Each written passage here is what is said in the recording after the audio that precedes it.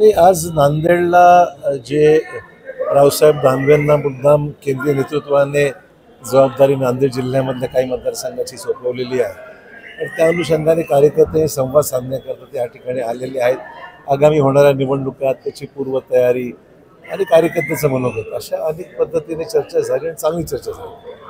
मालवण येथे मालवण येथे आज राडा नारायण राणे आणि ठाकरे समर्थक भिडलेले आहेत. कुठल्या मुद्द्यावर?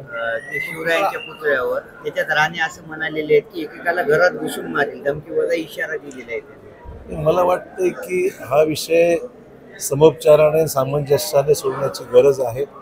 छत्रपती शिवाजी महाराजांचा पुतळा त्या ठिकाणी ज्या पद्धतीने तो पडला आणि त्यातून जे नुकसान झालेलं आहे, खरं म्हणजे याची दक्षता घ्यायला पाहिजे. राज्यामध्ये कुठेही पुतळा उभारण्याच्या मागण्या खूप होतात. कार्यकर्ते भावनेतून बऱ्याच गोष्टी मागतात. सरकारलाही निर्णय घेण्यापासून फार अडचणी होतात आणि त्यामुळे सगळ्या पद्धतीने त्याचा विचार, पर्यावरणाचा विचार करावा लागतो.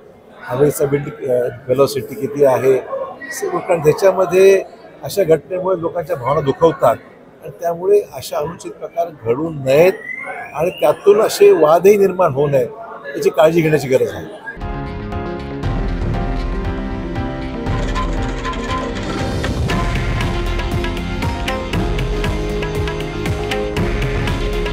हे आहे देशातील नंबर 1 न्यूज नेटवर्क आणि आपण पाहत आहात TV9 मराठी.